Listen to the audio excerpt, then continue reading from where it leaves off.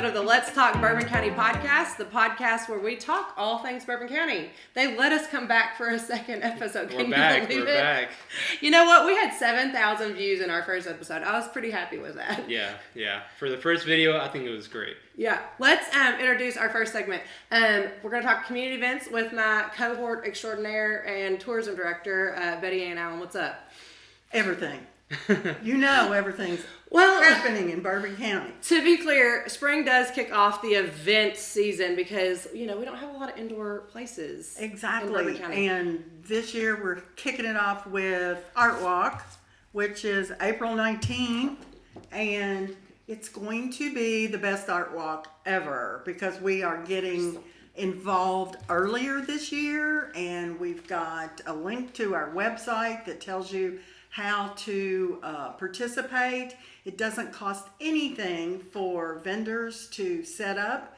We are looking for artists and makers, anybody that makes things, and it can be anything. But the biggest thing we're changing this year, adding to, is making it a much more family-friendly event. I know your kids love coming. And I just let them loose and they go do all the crafts. Yeah. So if you're coming and you're an organization like the Girl Scouts or the schools or anybody that's just giving out information is asked to also set up some kind of art activity that's family friendly. So bring your kids, Denver. Yeah, yes, no, I will. Definitely. My daughter's gonna love it. Where can vendors sign up or volunteers? Vendors or artists are hosted by the merchants. Okay. So a merchant will ask you, if you're an artist, to set up in their store or outside, or if you're an artist, you can go to a merchant and ask to set up inside or outside their store. Great. This year we've added performances at Secretariat Park.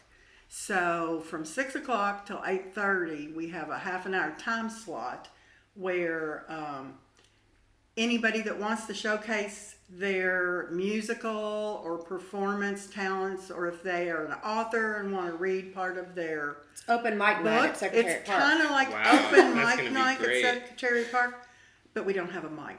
So you just have to bring yourself. We already have low budget open mic night. Budget. We already have Paris schools are going to bring their drama department at 6 o'clock to do a performance. So what time does it end? Till sundown, I'm assuming? Till 9. Till it's 9. From 6 to 9. The nice thing about the first art walk of the year is people have cabin fever. They're ready to get out and about. And so this is literally the time when the town shows up and they're just pumped to be out and about and see everybody. It's rain or shine. Now, if it rains, we still have it. Just bring your umbrella, or artists will be inside. If you're outside with a food truck or something, rain's not gonna hurt you. Bring a tent if you're an artist and are gonna set up. But we have it's really a fun event. So I set up easels at the Eiffel Tower and put big pads of paper out there and invite people to draw the Eiffel Tower. And then they stick them on our windows over here. That was such a fun We day. give away a T-shirt. And very adults, Parisian. children, everybody. Open air artists. Yes. So. I do want to touch about Easter coming up. It is earlier this year. And so we always have a bunch of Easter events happening in the community. Will you touch on those for me? The Easter Bunny's going to be very, very busy this year because March the 23rd at Legion Park, Kiwanis Club is having their annual Easter egg hunt, and it starts at 1:15. And it's age groups, and it goes through probably 3. So there's prizes in the Easter Bunny. And it'll go out throughout the day, I guess. By age. Till about 3 o'clock, and then it'll be over. The YMCA is also hosting an egg dive, which should be so much fun. They're filling the indoor pool with they're gonna fill it with Easter eggs? eggs. Wow. Plastic. I already have my kids signed up for that one. You already? Oh my gosh, absolutely. I gotta get my kids on that list. They love it. That starts at 11. So you can go to the Y, then you can go to Legion Park. On the 30th, Chief Reed Park, the Prodigal House, is sponsoring their annual Easter egg hunt. And then on, I didn't write the date down on that one. Central Baptist Church is having an extravaganza at their property on 762 Clintonville Road. If it rains, they'll do it at their church. So there's a lot going on for 11 Easter. to 2. I did write it. 11 to 2. Yeah, okay. so- Great. Yeah, my kids are going to have a fun weekend and So there's Easter for them. A lot of things Yes. to do. And then I'm sure there will be other things that come up. Spring has sprung in Paris, Kentucky. Yeah. I do want to touch really quick on and remind everybody about the 5K that the Chamber of Commerce Right. is hosting on April Right. the 20th. It is our third annual Tour de Paris 5K. We've had 125 consistently the last 2 years of people coming in to the community. And they start right over here. Yeah, and they start at the Eiffel Tower. Start Yeah. at the Eiffel Tower and at the Tour de Paris. Know. There you go. So it's catchy. But anyway, It's fun. It brings lots of tourists to town as well. Yeah. A lot of people enjoy it. I mean, I've heard from people that ran it and they said they love it. I mean, rain or shine, it's still a great time. Exactly. Yeah. Exactly. Well, that is community events in Bourbon County. And now we're going to talk about the top things affecting you that's happening in local government. We're joined today by our city manager. So we have an expert with us, Jamie Miller. Welcome to our podcast. Happy to be here. Thank you. Second annual, by the way. That's right. Not second annual, second monthly. First off, I do want to go over some of the topics. Denver, do you have those topics? Yeah, absolutely. Yeah, we wanted to talk about some topics that could be impacting the community or some interesting things that are going on in our community. One of them that we wanted to bring up is waste transfer stations. I know there's something going on there. If you can, explain. She's super excited about Absolutely. it. There's a lot going on there. So I'm sure everybody's familiar with the project as a whole, but what we're doing is we are relocating our solid waste and recycling convenience center out of the middle of a neighborhood, a residential area, and we're moving it over to more of a industrial zoned location. So it's a really exciting opportunity. The moving of the transfer station is just step one, and then from there we'll get engaged with the cleanup of the current location, and then we get to do the fun part of really planning of what's going to be in that location next for the current site. So we've had some exciting movement recently on that. We recently opened the bids just about a week and a half ago for building of the transfer station. So we anticipate that activity will start to kick up. People will start to see some bulldozers and movement on the land in the next coming months. And construction will probably take about a year. So about a year from now, we'll be cutting that ribbon and celebrating. But in the meantime, we're working with the EPA out of Atlanta and starting to go, well, what work can we do on the current location? Because we want everything to keep moving forward. There's lots of funding that we're going after to assist the project, and there's just a lot of steps and a lot of people involved, and I can't overemphasize how much the people involved really have made an impact. It's a project that's bringing people together, and it's great to be a part of. I feel like this has been one of the most amazing projects that I've seen since I've been in this job, of all entities coming together and just agreeing that it's just the right thing to do. Absolutely. Yeah. I mean, we've received funding from the governor's office. There's been local participation from businesses to private residents. The neighborhood that it's located in has really come together and said, we want to be a part of this. We want to be a part of making what our future is going forward. We want to be at that table, which has been great.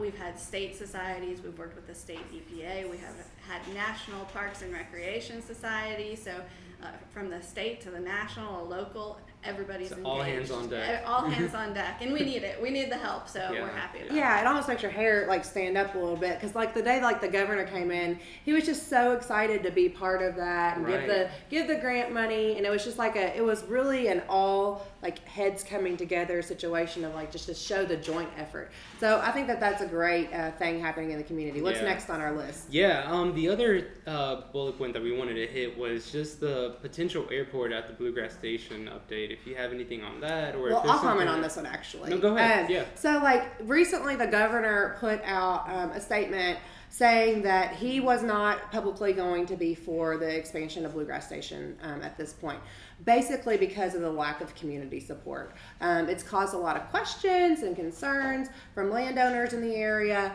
And then shortly after, the fiscal court put out a resolution saying also they weren't publicly going to support the project for the same reason. So it looks like, from what I'm understanding from state legislators, that it's starting to move down the list as something that is more or less of a concern to do as a project. Yeah. So that's the update that we have at this point. We won't know, obviously, until the budget bill passes. Yeah. Is there anything you'd like to add? Or? No, I've been following the same information Great. Lauren has. Okay. It's Which not is very Okay. little. Yeah. But we know that there's, the governor said lack of community support on that, so I'm sure that And that's really what the eminent domain is supposed to be, is like something that does have the community in mind. So Right, 100%. I agree. Okay, well, moving on. There's also the West Side Committee. Yeah, so the West Side community, they, as a whole, they're obviously very involved with the transfer station and a lot of the things that are going on with that, because that's where it's currently located. But that's a group of people who live in a neighborhood who, as I mentioned before, are just coming together to say we want a seat at the table. So they're working on what's called an overlay district, which is just a fancy term for saying they're looking at the standards that we have people develop things and say we want things to just be a little bit higher of a standard. So we want to make sure when a new house gets built, there's a porch on it. So they've been working with our planning and zoning to try to get that through. So that's one of the big things they're working on. And the other thing that they've been very helpful on, and certainly staff really has taken a lot of work into this, is revising the code enforcement process. So a lot of work went into that last year, and we're starting to kick off the new process. And it's maybe too early to declare victory, but I think we're seeing some wins, and code enforcement's really ramping up and listening and looking at those dilapidated areas that need to be addressed and going after them. So. And as a community, it's hard at first, like, accepting the fact that code enforcement is being enforced. Sure. But then, really, as you see it over time, you see like the city actually changing visually. So I know that it took a while to have that code enforcement aspect put into planning and zoning, but I think that I'm seeing a lot of changes with it. Absolutely, and it's about the health and safety of all of the residents around, and we want to make our neighborhoods areas people can be proud of. Yeah, and it's not only for, the people that are living here now, but also future generations and kids, to make sure that they have a bright future and things are a lot better than when we first, started dealing with the issues. So. That's right. And I would like to add, like, the West Side Group is just such a testament to the power of multiple voices coming together. I agree. Yeah. To make a change in the community. Yeah. Last thing that we want to talk about. Yeah, the last thing that I wanted to bring up is just if you have any update with the Bourbon County Park. So I don't personally, I know from the city's standpoint, we're working on doing the sanitary sewer and some engineering for a water tank that would go out to provide infrastructure to the park. Okay. But other than that, that would be a kind of a fiscal It's not thing. sexy, but necessary. That's right. It makes it work. Yeah. It's not the baseball field, but Everybody wants the toilet to flush. So. Exactly. I mean, you can't go wrong with that. I do. Well, sorry, I know that was the last thing, but I do want to bring up the water plant upgrades that you're going to do. How will that affect the city in the future? Sure, absolutely, and certainly it's budget season now, so we talked about the park and how we're providing that infrastructure. Yeah. Our focus right now is really looking at our infrastructure and making improvements to it. So not only can we serve our residents consistently, high quality services today, but going forward in the future as well. So we have a project currently about $4 million to improvements to our water plant. So those are much needed. We want to be able to consistently serve our residents, address any moderate growth that may occur. We want to be ready for that and responsible, but really to provide quality to our residents going forward. So that's a project. How long has that really project excited. been going on? So we've been working on that project about 2 years. Wow. There's a lot of processes that have to go into place, and we just this week finally got the A-OK from the state, which is what we were waiting on. And so we're ready to get moving. Awesome. And I commend you for really recognizing the necessities for future growth in our community. Absolutely. Yeah, thank you so much. And thanks for coming. Yeah, happy to be here. And welcome to the Bourbon County Impact segment, the segment where we talk about people in Bourbon County making an impact. How useful for the verbiage there. We're joined by Mary Turvey from the Paris-Bourbon County YMCA. She is the aquatics director. Once again, I don't know that I've ever seen you outside of the YMCA. How about that? Yeah, I mean, Drew kind of keeps me captive Welcome in there. to Bourbon County here today. We want to talk to you about the Easter egg hunt. What a fun idea for kids. What are you doing? Okay, so last year was our first one that we tried out, and it gave me a chance to sort of like fix the bugs in it because all the kids came at once. So this year we're doing it a little different. I'm doing time slots for age groups, so it's a little safer, smaller groups. Basically, I think we have 800 to 1,000 plastic empty eggs in the pool. They have mesh baskets and bags. Kids will jump in, do their Easter egg hunt, get as many as they want or can. When they get out, they can trade them in for candy and little toys and gold eggs for bigger prizes. It's kind of like Malibu Jacks where you trade your tickets in. Yeah. Oh, they're gonna love that. Yeah, The kids lift the whole mound. Yeah. and it's amazing. The kids love it. And it's something different, sort of outside the box of the regular Easter egg hunt.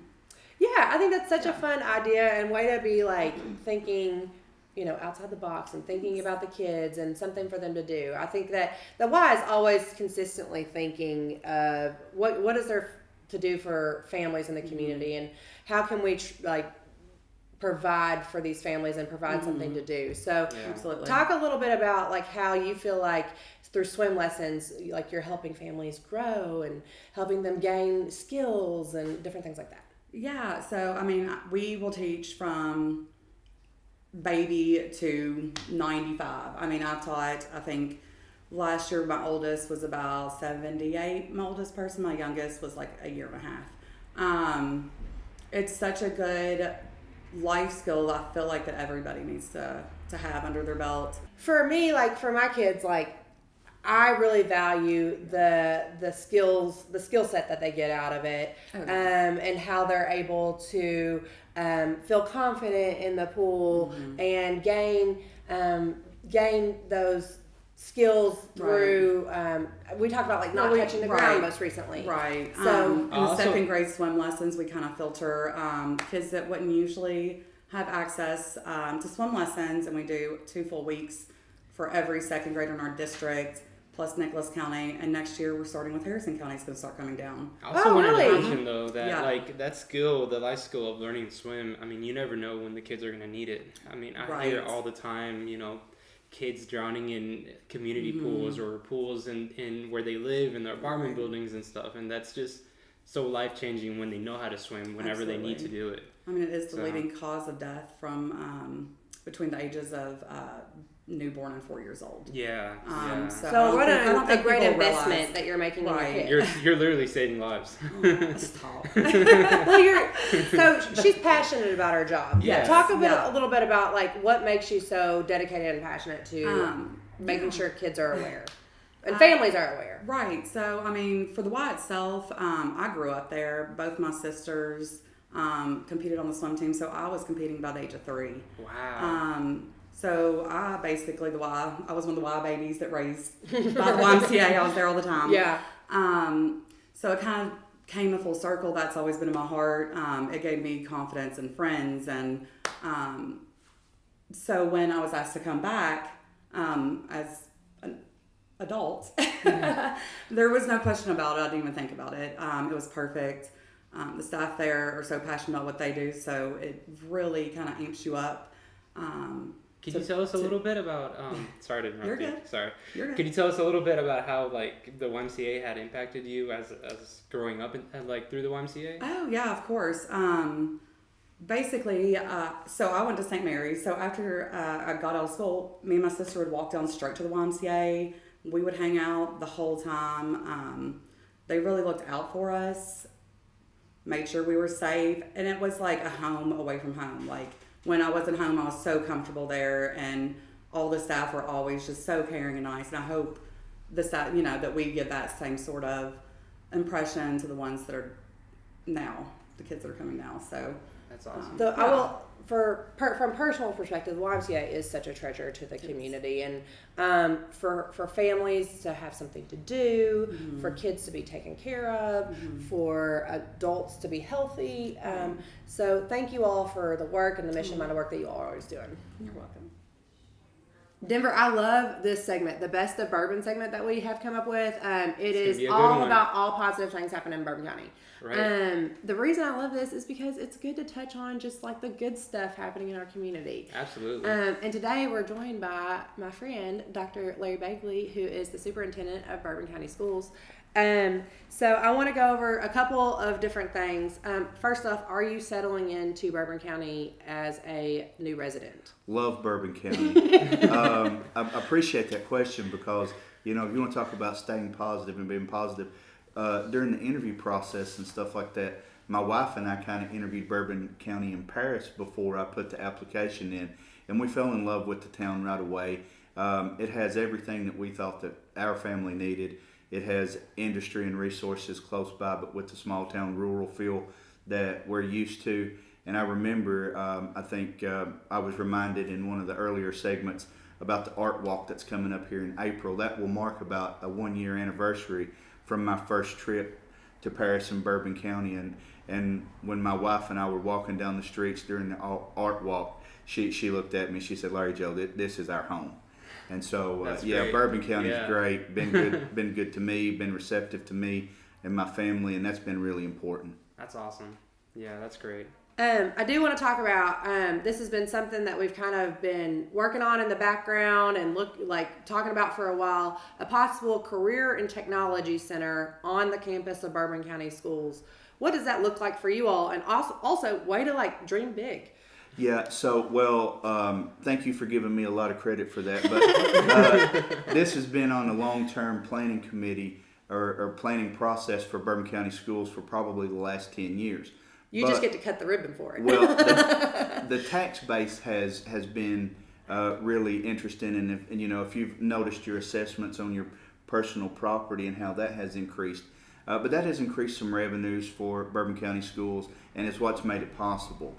And so until now, even though it's been a 15-year dream until now, it's only been fiscally possible right now. They've paid some bills off from where they did construction 20 years ago, and so those bond payments are being paid off. And so the financial part of it is possible now. It's going to happen, Lauren. And so it's very needed. And and I'm excited about it because I know Stephen McCauley and I are spirited rivals about 12 or 13 days a year, but the other days of the year we have to partner because we serve the same kids, same community, and same families. And this CTC, when it's built, it will be called the Paris-Bourbon County CTC because it will serve both schools and serve the community in a way that we're creating lifelong citizens to be right here in Bourbon County. Well, I know when we were in an economic development meeting a couple of weeks ago, I feel like the manufacturers were basically wanting to give you a round of applause because they were just so excited for the opportunity to develop people, train them, and then really get them in those jobs. Yeah, to be successful here in Bourbon County. And that's what we have the opportunity to do is the difference between the ATC and a CTC. The ATC is state-owned and operated. A CTC is locally owned and operated. So we will have the opportunity to be able to put what programs and resources in the school that we want. And it will be tailor-made for Bourbon County. It will be for the industry that's here in Bourbon County. And our goal is to make Bourbon County better by making our children better. That's huge. I mean, and you can't emphasize that enough, that it's really, all for the kids. It's going to make such a positive impact to the community, and it's going to mean everything to them. They might not realize it right now, but in the future generations, you're going to see that everything that was done in this very year, this moment, is going to impact every future generation of Paris and Bourbon County schools. So yeah, we're really excited about it. And we will be able to build the CTC we want, not the one we can afford. It will be nice. That's amazing. Yeah. Next topic. We could talk about this all day. Yeah. Something that another thing you could talk about all day. Something that's really hot right now in legislation for you guys is the pay scale of your educators. What is Bourbon County Schools doing to make a statement in your pay scales? I feel like, and B, to make some changes. Well, that's a really good segue from the CTC into the pay scale, because really and truly, the bricks and mortar of a school district have minimal impact. The buildings that we have and how nice and new they are, it has minimal impact. If we want to do something great for kids, we give every kid a good teacher. Mm-hmm. And so you have to consider that when we look at the pay scale of Bourbon County compared to the state of Kentucky. We rank about 62nd in the state of Kentucky, but a large part of the pay scale that's in the top 30 is in central and northern Kentucky. Interesting. And so we've really evaluated that pay scale. We don't do really bad. We're pretty competitive in years 1 through 7 or 8, and then we really tank. And so for a veteran teacher, the Bourbon County pay scale is really not as competitive as it should be. So the first thing that we're going to do, and it will be immediate for July 1, is we're going to change that pay scale to where it beefs up people from 12 to 25 years. And we hope that that's where, somebody starts becoming a veteran, starts being comfortable with children, and starts being able to have meaningful impact. But they're not going to stay in Bourbon County, and we're not oblivious to that if you can go right down the road and make more money. So our board is really committed to the budget, to change it, to beef up that middle of the pay scale. And then I think that we have done the things that we need to do to be able to provide somewhere between a 3 to 5% raise on top of the pay scale manipulation. That's going to be huge. It will put us in the top 30 of school districts in the state of Kentucky and make us competitive. Now, there will still be some of our neighbors that are higher than us, but we hope that... You can't help that living outside of a metropolitan. Well, here's what we hope. Here's what we hope. And I don't have a ton of research because this is new research. Pay is important, but culture and what you bring to the table is also something to consider. Welcome to the millennial generation. Yeah, so if we can get our pay scale, and we will, if we get our pay scale competitive and then provide a place where people want to work, I think that will make the difference up in anything else that we lack. Last thing, quickly. Tell us some initiatives you were working on. I know you touched on some towards teacher enrollment and student enrollment. Well, There's teacher attraction and student enrollment. So two things that I'm really proud of, and I'll try to be brief on this, is one is to grow your own program that we have through the high school. We've identified 35 kids that want to be school teachers, and so we're utilizing them right now in third grade classrooms across the district. And so they're getting a hands-on experience to see what it's really like to be in the classroom, and they're falling in love with it. And I promise you that some of these kids that's in the high school are skilled educators, and our third graders will be better as a result of it. The second thing is trying to be innovative. And when I think of Paris Independent, when I think of Bourbon County schools in general, I do think that innovation, cutting edge type proactive thinking is something that the state should take notice of. I think both districts are on the edge of being, innovators. And one of the things that we're trying to do is we're trying to apply to be a school of innovation at the high school, and that would create a 4-day school week for students, 5 days for teachers, and that would give the teachers time to do the things that they don't have time to do right now, and that's plan, grade papers, and collaborate with each other to make the school district better. That's everything. And so that's what we're doing right now, and I think it's pretty innovative. Preschoolers and high schoolers need 4-day school weeks. They get tired. No, I'm just kidding. I'm just saying my kids are in preschool. They go to school 4 days a week. Well, the goal is to say, had you rather have a great 4 days or a mediocre 5, and be burned out? And I don't know, if I was a teacher and I was a high school, that might sound pretty attractive to me. Mm-hmm. I mean, teachers work on the weekends too. Yeah, they do. After school. That's one of the most oppressing statements is when people think that a teacher works 185 days a year and weekends off and summers off. That's not true. It's a year-round job. Yeah. Well, I appreciate everything you all do, and to take care of our kids throughout the day is amazing. So we really appreciate so much. that. Yeah. Thanks for coming. I appreciate you having me, and I always appreciate what the chamber does. Thanks. Thank you. And welcome to our 3 questions in 3 minutes segment. We are joined by our small business owner, Kimberly Howard, who owns NV Aesthetics and not Salon anymore, but just NV Aesthetics, Correct. right? Correct. We're happy to have you here today. Thank you. I just want to give a shout out to Kim really quick. She has saved my skin as a postpartum mom who had postpartum acne. Oh, really? So this is why I love promoting our small businesses, because truly game changing. I appreciate you. Speaking from experience. Speaking a real from life experience. review right here Absolutely. on the show. Absolutely. We could totally just do a facial right now if we need to. How has your business evolved since you started it? So the past 7 years, my business has evolved by my mission statement. So I feel like that's the foundation, and I have really stuck by it. Integrity first, and then ethical, skincare driven results.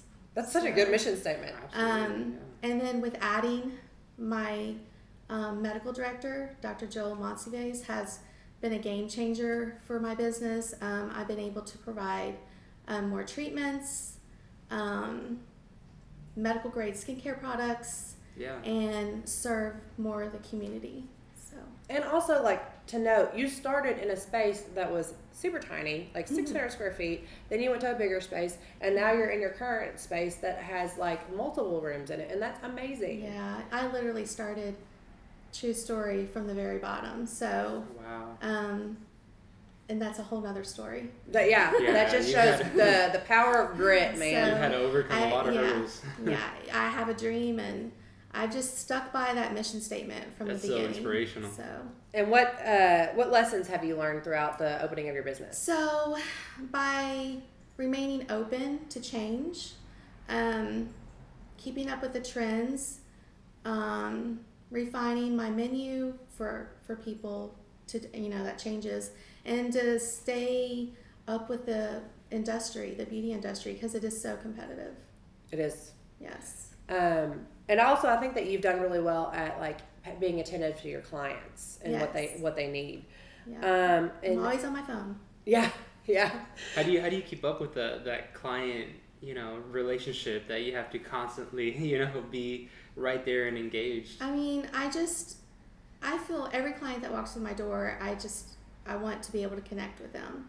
Yeah. So I don't care what time they message me. So I really want to know, what keeps you inspired? So what keeps me inspired is empowering each client that walks through my door to feel confident and comfortable in their own skin. That's my source of motivation to stay inspired. Well, I don't know. I would almost say 90% of small business ownership is about customer service, creating a relationship with your customer, and knowing truly who they are. Right. Well, thanks, Kim, for coming You're on our welcome. podcast Thank you for and having letting me. us Thank feature you for you. all that you do for downtown. I appreciate you so much. Thanks, So you're welcome. And welcome to our Let's Talk Bluegrass Hearing Clinic segment, our monthly sponsored segment where they're working to promote and protect better hearing. We're with owner Sherry Lander. Welcome. Thank you. First off, I want to hear about your gift of hearing program that you all have just completed. Tell us about what that does for you all every year, or what you all do for that every year. Gift of Hearing is a program that's offered by Resound, which is a manufacturer of hearing aids. We buy the majority of our hearing aids from them, and because of that, we get the opportunity to get some promotional discounting that affords us the ability to give away hearing aids. So this year we were able to give away 10 pair of hearing aids. Wow. And so we have 10 clinics across the state. And so that's what we did is we took applications from family members, loved ones, so forth. And then our staff got to read the applications, and we got to choose the applications that we wanted to give these hearing aids to. And so it's been quite rewarding. We had one actually here in Bourbon County this year, and that's the first time we've had one in Bourbon County. So I'm really excited about that. So hopefully this coming year we'll be able to do even more. Yeah. And you have the hearing aids right here? Those are the hearing aids, yes. Those are premium technology hearing aids. Those are called the Nexias. They're level 9 technology, which is the top of the line right now. They're rechargeable. They stream. They pretty much do everything but make your breakfast, to be honest. So this program is truly changing lives. This program is truly changing lives. Hearing aids today are very expensive. They have so much technology built into them. They have Bluetooth technology. They're going to be going to the low energy Bluetooth system and the Auracast. That's kind of on the horizon in the next 2 years, if you're familiar with that. They have different programming settings where you can auto adjust to different environments like restaurants or funeral homes or churches or your home. They stream to your TV. They're compatible with any Bluetooth device. That's great. I mean, also just the fact that most insurances don't cover hearing aids at all either. I mean, that's just a huge impact that I think is just changing the community. These hearing aids, they would typically are several $1,000s for the pair. We have the ability to work with insurances and stuff. Some now insurances do sometimes offer a benefit. It's not the full benefit, but you can get insurance assistance on some of these now. And there's a lot of ways to go about getting them. And we actually have a person on our staff that knows the ins and outs of all the insurances and stuff. And that's great. So even for people who can't afford it, if they want to come in and talk to us, we can do the test and determine if they need one. And then I'm sure we can find a solution in order to get everybody in a hearing aids that needs them. That's huge. Yeah. And why are initiatives like this so important for communities? Because this is a way that we can give back to the community. You have, for instance, the man in Bourbon County that won the gift of hearing. He's a storyteller. He likes to tell stories, and he's a great historian. And so, you know, if he's not engaged, if he can't communicate, if he can't understand what you're saying, he's less likely to tell those stories. And so this is a way that we can help kind of restore some of that. And, you know, it improves their family lives, improves their ability to socialize and to engage in the community and stay active, live longer. Absolutely. Yeah. Before we get to the last part of what you're doing this summer, I want to ask, let's talk about your business growth over the last few years. You've done some amazing things with your business. I want to hear about that. We have grown. We are now up to 10 clinics. We go all the way out to Elizabethtown, down to Somerset, out to Mount Sterling, and up to Frankfort. We have, you know, plans to grow a little bit more. We would like to move into a larger space in Frankfort. We just purchased a building in Mount Sterling. We're going to be moving into a larger space in Mount Sterling to accommodate the growth over there. The growth in Somerset has been amazing. We moved into a new building almost 2 years ago in Somerset, and that business alone has grown 40% since we moved into that office. And overall, the company has grown over 38%. That's great. Wow. Any tips to business growth? Just be aware of, you know, your budgets basically, and, you know, provide the best possible customer service that you can provide. It's Amen. About the people. It's not about the bottom dollar. It's about the people that you're serving. And as long as you're attentive to their needs and, you know, you're familiar with their stories and you show them that you truly care, that's what drives our business growth. And we do love our patients. And we love our staff. Our staff is above all. Awesome. Bar none. Yeah, what are you guys gearing up for this summer? This summer, we will be sponsoring the festival on 5th. And it is a summer concert series that has local bands or regional bands. It's the third Friday of every month during the summer. We do not have set dates yet, but we offer, local food trucks and bring your chairs. They close off the street. Bring your chairs and your coolers and sit in the middle of the street and enjoy the live music. Oh, that's gonna be. That's become such a staple for the community every summer, and we really enjoy it. It's such a good family event. Yeah, it really is. Is it until sunset, or is it? It's from 6 to 10. Okay, so it goes further into the night too. Mm-hmm. That's gonna be great, and the weather is fantastic nowadays, so hopefully it'll be great around that time. Right. So I believe the first one's probably scheduled for May.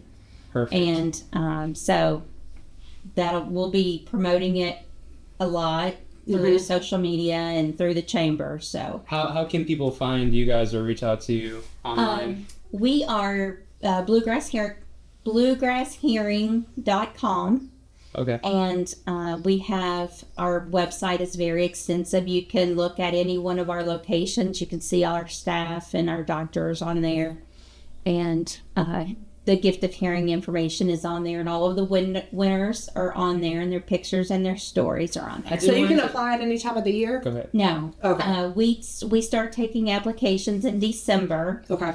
And then the end of it is like the third week of January, and then we have all of the hearing aids placed on people by mid-February. Great. No, that's exactly what I was going to ask. I was like, can we apply anytime? My husband might need that. No, I'm just kidding. Well, thanks for inviting us down to your clinic here in Paris, Kentucky, by the way. We really appreciate it. Thank you so much. All right, Lauren, so we're moving on to our next segment, and this is the segment where we talk about topics from the chamber. Yeah. So, we can just go ahead and bring up whatever topics you want to talk about today. Yeah, the first topic I want to talk about, right now we have our applications open for Leadership Bourbon County. This program is in its third year. We're really excited about it. Typically we take somewhere between 10 to 12 people for the program every year. I really am proud of this program because I feel like the program is instilling new leaders in our community, encouraging people to be involved in the community, having people become active participants on boards and committees in the community to be difference makers. So that is my personal goal for the program. From a business standpoint, I think it's really helpful for businesses, for their employees to get that leadership training, to gain confidence in their positions, and to make differences in the businesses in our community as well. Yeah, you're giving a lot of experience to these young people that are, building up to be leaders. Yeah. That's just such a huge impact. The value of the program is thousands of dollars for the people involved, but we charge $350 for a 9-month program. So it's really a bang for your buck for people to be involved. It's a huge investment. Yeah. Absolutely. So I'm really proud of the program. Like I said, it's a lot of work, it's a lot of effort, but Is this the first time that you guys are doing it? It's our third year. It's our third year Great. instilling the program in the community. So I'm really excited about creating new leaders in this community. So awesome. Okay, great. Well, we'll mark that off. Yeah. What else do you want to bring My up? next thing is we just came out with our second edition where our podcast got its name from, of Let's Talk Bourbon County. We feature in the middle of the magazine, Bourbon County Schools did an article of a two-page spread for the magazine. Also, I want to talk about Bluegrass Federal, and because they are back of the cover. Where are they? They're our back cover ad as well. So Bluegrass Federal has another nice two-page spread. The way we do this, the way this is supposed to be a tool for our community, is for anything that is potential businesses coming in the community, potential residents, up and coming businesses, people just coming in the community and who are interested in it, potential contractors. Whoever's coming in the community that has eyes on Paris, this is supposed to be used as a marketing tool to help market Bourbon County. And how do they get on that? So they're all throughout the community. People can just pick them up. They can pick them up here at the office as well at 806 Main Street. Okay. We have copies to give out as well.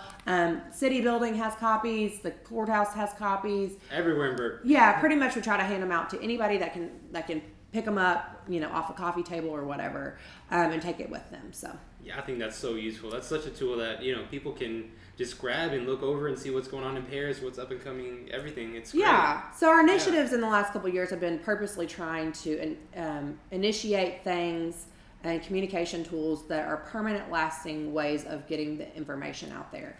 This is one of those. It's huge. And so is this podcast. 100%. I agree. So we're trying to get those things out there as well. And our third thing that we really want to talk about is something that could be a controversial topic for our community, is a recovery opportunity in our community. We have a group that we've been working with called Stable Recovery.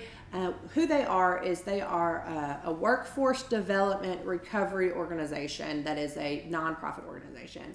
And what I mean by that is they bring people through their recovery course, which is a year-long training, and they instill the ability to work with horses throughout that year. So they're giving people skilled workforce labor, paying them, creating them as a taxpayer back into the economy, and also getting them better. Why are we supporting this? Is a really good question. Yeah. There's a lot of research behind the necessity for recovery options in the community. From the chamber perspective, we look at it as Bourbon County hasn't grown in more than 100 years significantly. And is that a cultural thing, or how does that? We're pretty landlocked, ago, but we look at it as like, okay, how can we develop workforce outside of our community, and then people who are not in the workforce that we could probably get back into the workforce. A lot of people left the workforce during COVID. And then also people who are not paying taxes, who are on disability, trying to get them back into the workforce as well. That includes people in recovery. So for us, Bourbon County has the largest use of opioids per capita than any other county in the state. Wow. But also, what is also a fact is Bourbon County also has the most value of equine than any other county in the nation. So we have two huge statistics, big time statistics, that are just shouting at us of our equine is valuable. We also need a workforce in the equine industry, but also we got to help people in our community. We got to help our own. We got to help them get better, and we have to give them the opportunity to get better and go back to work. Yeah, there's a fine line there that you got to be able to work out. Yeah. And so we look at, okay, incarceration, it costs hundreds of thousands of dollars to incarcerate somebody, but a program like this costs $12,500 to get them better in a year, and then also they become a taxpayer back into the community. They become a valuable citizen of the community. So those are huge things that we really look at of how to generate a better economy. So from the chamber perspective, it looks like a good business transaction. From a community perspective, it's just the right thing to do. We are dealing with a huge opioid problem in this community at this point, a huge alcohol problem in this community at this point, especially in the agriculture industry, and we have got to do better. And so from the agriculture standpoint, we have people going to work in active addiction on farms today. Why don't we do something where they're going to go to work and they're going to be recovered every day, and then we're going to put them back into the workforce and they're going to be recovered. Yeah. So what an amazing opportunity. Yeah. The chamber just recently released a resolution that the board voted unanimously on to support this project. And we have a petition floating around for community partners to sign off and support the project as well. Where can people sign up that petition? We have released it through our email blast. We'll also release it through other forms as well. But we're just looking for any community partners that support second chance employment, support recovery, support opportunity for people of all backgrounds to participate in those types of opportunities. We're looking for those types of people to sign off. And to be difference makers in our community. That's huge. I think although there has been, like you said, a little controversy in this, but I think overall, all sides. We worry about what our horse farm land is going to be, right? Tell me a little bit more about that. What's that? When I say we as a county, we right. worry about what is our horse farm land going to be in the future. This is an opportunity that it's still going to be a working horse farm. We're going to have a location that's going to be a working horse farm. It's just people who work on the horse farm are going to be in active recovery. So we're not taking away our identity. Okay, I see. We are keeping our identity and keeping our values of what Bourbon County was founded on, but we are doing something to help those in need in the meantime. I agree. I mean, We're really being a catalyst right. for what is needed in the recovery space. Right. No, I think those topics, what you brought up, I mean, I think it's gonna look good. I hope that it's a change for the community. I agree. Me too. Last thing before we close out for the day, I like to bring up our fun little topic. Fun fact. Our little fun fact before we close out. So did you know, Denver, that our courthouse is the third standing courthouse on the courthouse property since the late 1800s? In 1872 and 1901, our courthouse burned, and this is now the third courthouse since 1902 on that property. Burned? We had two courthouses burn on the property in 1872 and 1901. Wow. Yeah. I did not know that. Yeah. So isn't that interesting? I wonder, That's it makes me question, what happened? Exactly. What was going on around that time? What happened in Two those courthouses burned down. But yeah, so 1902, that courthouse has been there since then, and then that courthouse was designed by the same architectural designer as the Capitol building, the state Capitol building. So wow, that's pretty cool. What a that unique is a fun opportunity, fact. and it's valued back then. They built it for $100,000. And it's valued at $42 million now. So no, that's a deal. what an amazing historical opportunity for us. In Bourbon It's County. a fun fact for sure. I can only imagine what all the issues they had to go through to rebuild it, but there it is. Yes. And we're going to give a special shout out to our partner this month, Bluegrass Hearing Clinic, our media partners, YZ Media. You guys are doing awesome. And we will see you next month on our April podcast for Let's Talk Bourbon County.